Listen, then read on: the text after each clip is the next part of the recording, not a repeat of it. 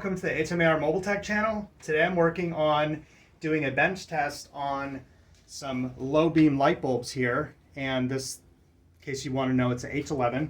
I'm using a digital multimeter, and by the way, Miss N is recording me today. It's kind of a luxury. So on this particular digital multimeter, it just has a scale, so I'm just going to turn it on to ohms, which looks like that right there, or continuity, but basically it's going to show this means out of limits, means that nothing's going on here.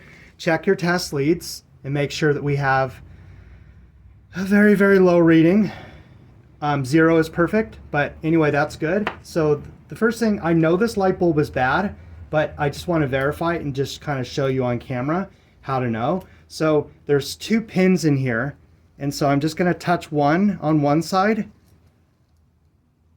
and try to you know, as best you can get it in there so that these two don't touch each other, the probes here.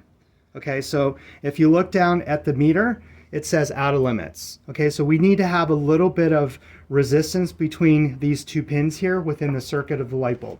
Now, the reason I'm wearing gloves is because the oil and the salt that we have on our fingers that we don't even know about, as soon as you touch this bulb, because it gets so hot, can concentrate in the area that you've touched and it will damage the bulb. So wear gloves of some kind. I just like to wear these kind of nitro gloves, excuse me. So here's the other bulb here, and I just leave you into the package to do the testing. So I'm just going to use my two, looking for a small reading here, and this is an auto ranging, by the way. So we got 0.2 ohm, 200 milliohms. So we got 0.2 ohms. So that's what this bulb is. This is a known good light bulb. And so that's how we know how to test the two of them.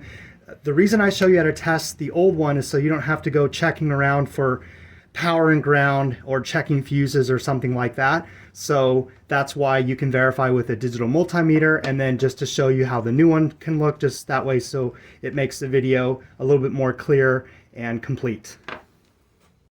You did a good job. Subscribe, like, and share. Watch some of my other videos. Thank you for watching. I will see you next time.